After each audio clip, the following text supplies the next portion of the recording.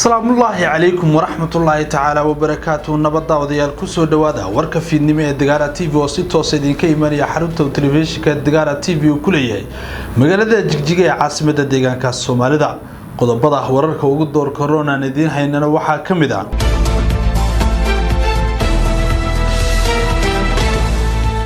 جيجيجا oo ay kulamo ku dhaxmareen mas'uuliyiinta xukuumadda deegaanka Soomaalida iyo sidoo kale mas'uuliyiin ka socotay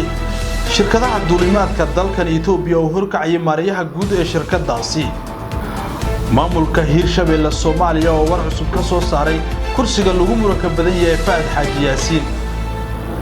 xildhibaanada cusub ee baarlamaanka Jamhuuriyadda Dimuqraadiga Federaalka Soomaaliya oo maanta la dhaariyay dawladda UK-na waxay dib ugu soo celinaysaa dal ka mid ah dalalka bariga Afrika taariibayaal hore uga taariibay dalkaasi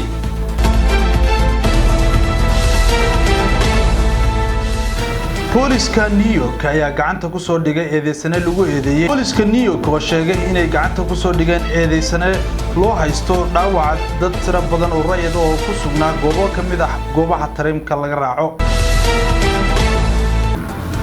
qodobadaasi iyo kuwa kale oo xiiso badan ayaa idin ka haynaa balse marka hore qadar